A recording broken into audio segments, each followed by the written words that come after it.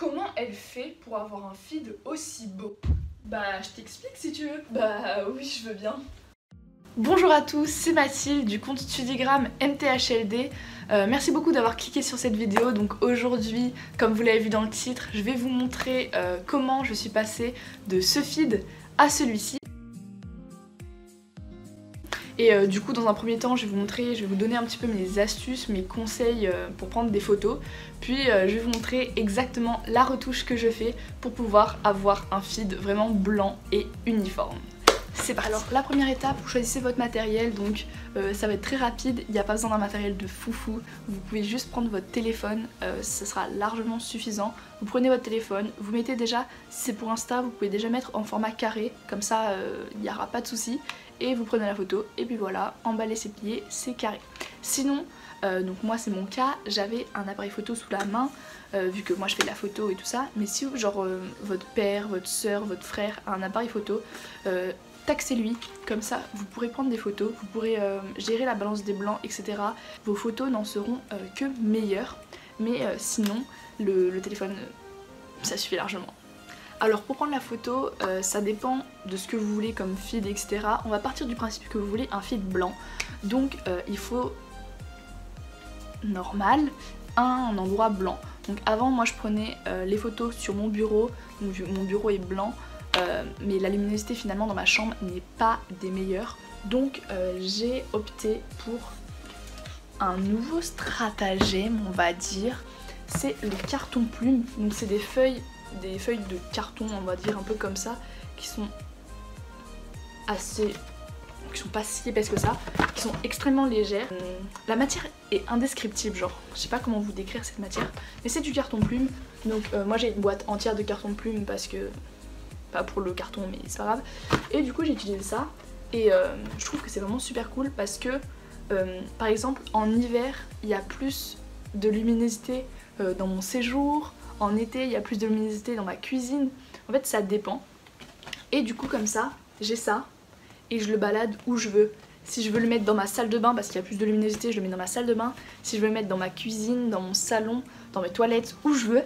Et en fait personne le remarquera parce que le carré qui part sur Insta, il fait cette taille là, comme ça, genre il est comme ça. Je trouve que c'est une super alternative parce que du coup on n'a pas besoin d'avoir de bureau blanc, mais par contre si vous avez une table basse, un bureau, un sol, ce que vous voulez qui est bien exposé, utilisez ça. Mais sinon je vous conseille, c'est ça, de prendre, vous pouvez même prendre une feuille canson, enfin quelque chose de blanc. En fait, il faut que vous trouviez quelque chose de blanc chez vous qui soit bien au soleil, parce qu'on va utiliser uniquement de la lumière naturelle, parce que la lumière c'est pas beau, genre ça rend pas bien sur les photos, donc on va essayer d'utiliser de la lumière naturelle.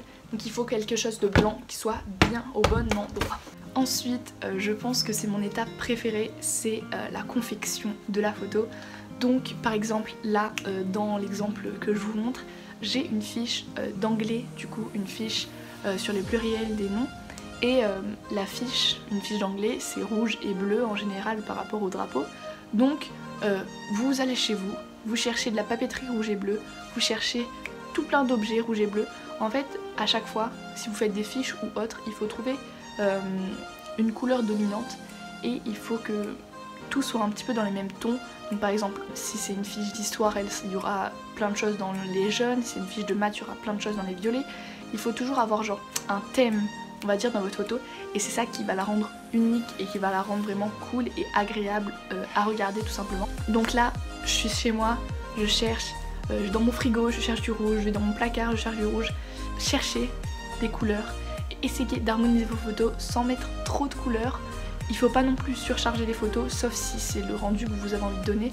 Il faut que ça soit quand même un minimum épuré et que les coins soient libres pour avoir du blanc, sinon votre photo ne rendra jamais blanche comme vous le souhaitez.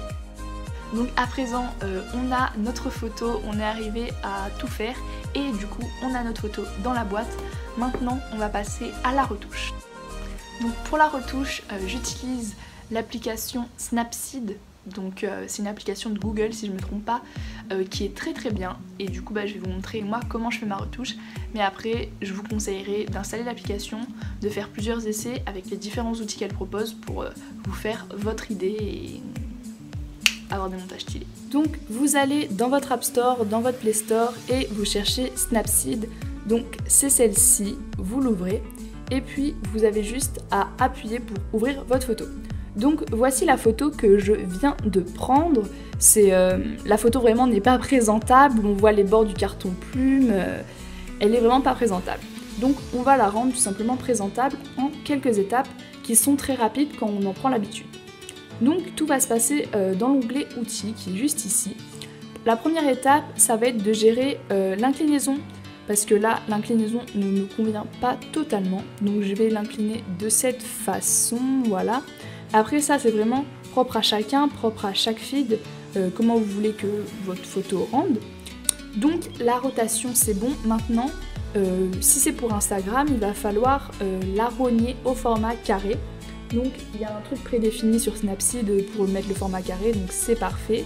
On met le format carré, hop là, on l'ajuste si on le souhaite, et c'est parfait. Donc là j'ai une photo qui est déjà à peu près présentable pour Instagram, qui est au format carré. La plupart des temps, les gens se suffisent à ça et postent cette photo, donc c'est ce que je faisais avant tout simplement, hein. J'avais ce genre de photos sur mon feed, mais maintenant en 2021 je me suis dit il faut que mon feed glow up, il faut que mes photos glow up, donc je me suis dit on va s'intéresser à la retouche photo et c'est ce que vous êtes en train de faire aujourd'hui en regardant cette vidéo. Donc on a une photo comme celle-ci et on va maintenant passer à la retouche sur la luminosité et sur les couleurs. Tout se passe encore dans l'onglet outils et on va aller dans un premier temps sur l'onglet pinceau.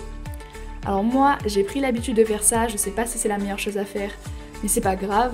Donc, je réduis la photo toute petite et je passe le pinceau sur l'intégralité de la photo comme ça, parce que genre je trouve que l'onglet luminosité ne fait pas le même taf. Donc là on a une photo comme ça qui est déjà assez sympathique et franchement qui pourrait vraiment être présentable, qui pourrait vraiment être clean, mais on va encore aller plus loin. Dans les outils, on va trouver l'outil qui s'appelle l'outil sélectif. Donc l'outil sélectif, il permet de changer la luminosité, de changer la saturation d'une certaine zone. Donc par exemple, là on va cliquer sur les coins. Donc, vous voyez quand vous faites ça, vous voyez toute la zone en rouge, c'est toute la zone qui va être modifiée. Et on va augmenter la luminosité, parce que c'est les coins les plus importants dans les publications Instagram, parce que c'est celles qui touchent les autres publications et c'est ça qui donne un feed vraiment uniforme. Donc on va cliquer sur les coins et on va répéter la tâche, les 4 coins tout simplement. On augmente et on augmente. Si vous voulez pas faire l'erreur que j'avais fait sur ma première publication de 2021, il faut arriver à préserver la fiche, donc il faut qu'on s'occupe de la fiche indépendamment.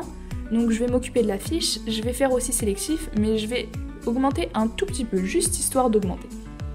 Voilà, on augmente juste de 13, c'est parfait.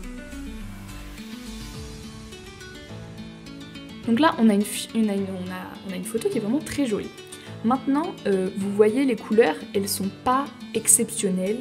Donc on va retourner dans l'onglet pinceau et on va aller sur saturation. Donc sur saturation, on va aller peindre toutes les parties en couleur, les pinceaux, le mignon, le stylo, la pop, le scotch et le Lego pour que les couleurs sortent encore plus. Et on va faire la même étape sur la fiche. Donc sur les titres en couleur, hop là et hop là. Donc là vraiment la photo elle pète, on va pas se mentir, elle pète. Et il y a une dernière chose à faire pour avoir un feed vraiment uniforme, c'est la balance des blancs. Parce que malheureusement, il existe beaucoup trop de blancs différents. Il y a des blancs qui sont très froids, il y a des blancs qui sont très chauds. Et malheureusement, ça peut gâcher un feed. Donc on va aller dans l'outil balance des blancs. Et on va essayer de repérer sur notre photo quel est l'endroit où le blanc est le mieux. Donc personnellement, l'endroit où le blanc est le mieux pour moi, c'est là où il y a l'ours, ici. Voilà. Donc là, on a un blanc qui est vraiment blanc. Il faut ni qu'il soit trop dans les jaunes, ni qu'il tire sur les bleus. Il est vraiment blanc, il est parfait, il est prêt à rejoindre mon feed.